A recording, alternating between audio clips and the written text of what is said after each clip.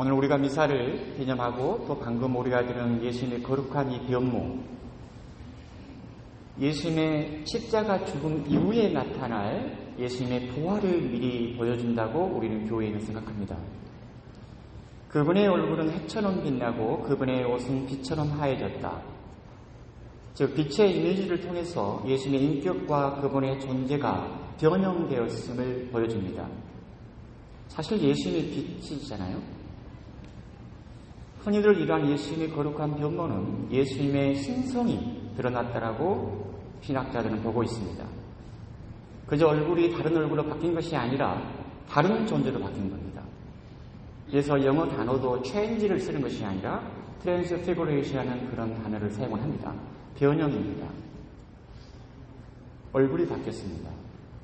여담이지만 제가 예수에 입회를 해서 수련 1년차 때 수원에, 우리 수원에 가까운 수원에 그 조원동 성당이 있는데 거기서 어린이들, 새해를 준비하는 어린이 교리를 가르친 적이 있습니다.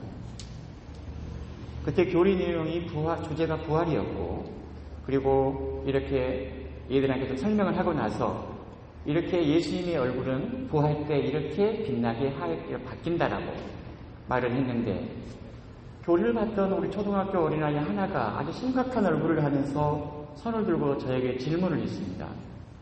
수사님, 언니가 성형수술을 했어요. 근데 부활하면 어떤 얼굴로 태어나는 거냐고. 아주 심각한 질문입니다. 그 아이는 얼굴이 표정이. 도대체 어떤 얼굴일까? 성형수술 하기 전의 얼굴일까? 아니면 성형수술 한 다음에 조금 더 이뻐진 얼굴일까? 분명하잖아요? 수술하는 꼴가 훨씬 더 이쁘잖아요?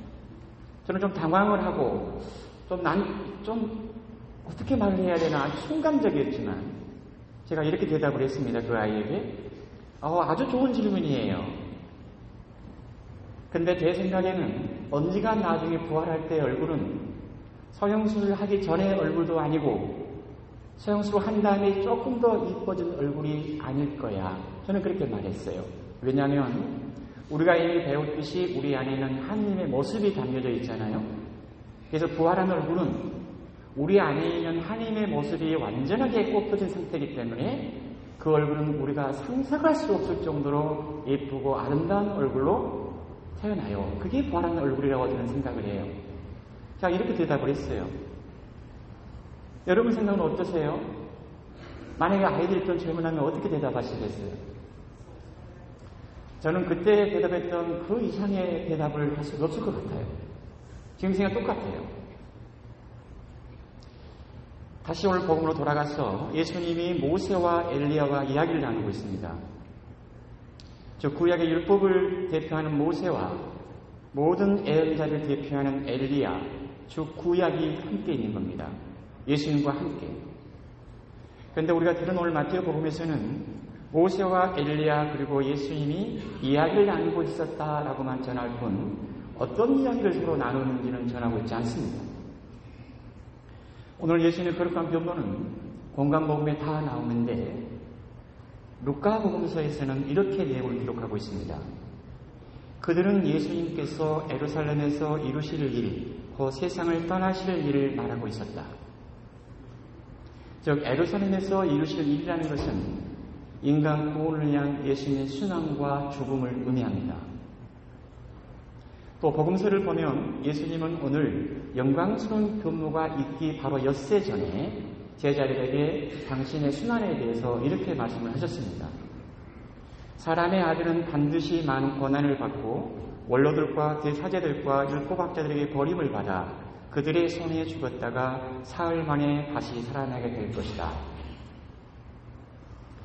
33살의 청년 예수는 자신이 어떻게 죽어야 하는지 그리고 왜 무엇 때문에 사람들부터 버림을 받고 죽어야 하는지를 알고 있습니다. 예수님은 구약에 예고된 고난받는 야훼 종의 노래를 아마 알고 됐다고 생각을 합니다. 이사야 예언자는 구약에서 야훼 종을 이렇게 묘사하고 있습니다.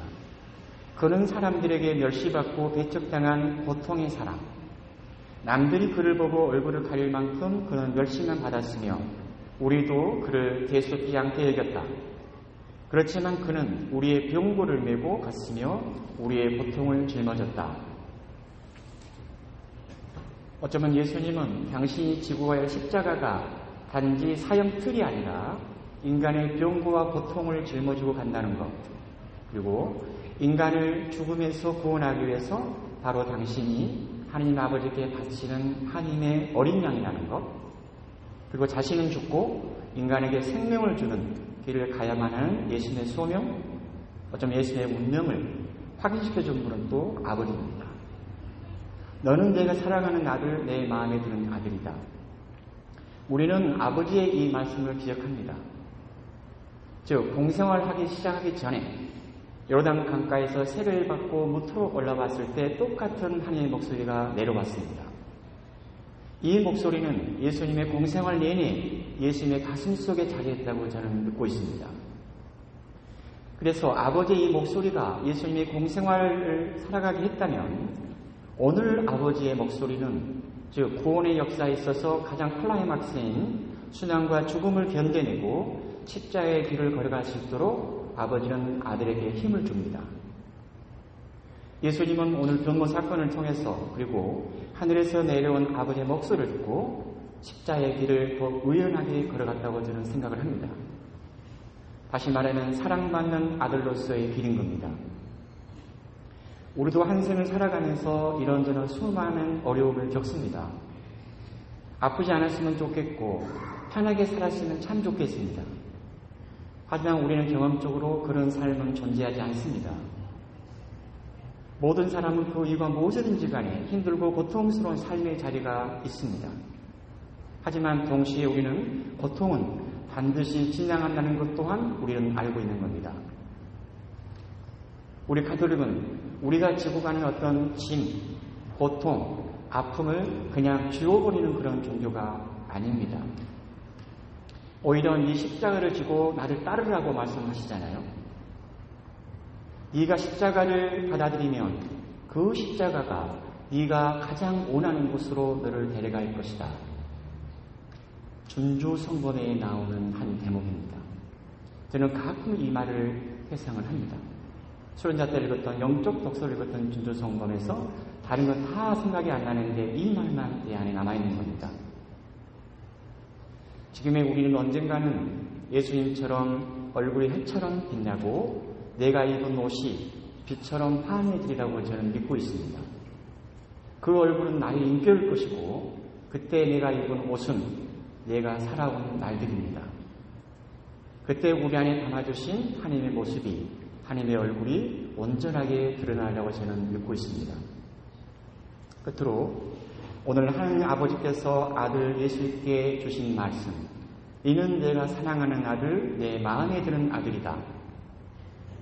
아버지가 아들에게 힘을 주셨듯이 오늘 우리 부모님들도 우리 자식들에게, 아들, 딸들에게 힘을 주고 오랫동안 자식의 가슴에 남아있을 그런 말씀 한마디 해주시면 참 좋겠습니다.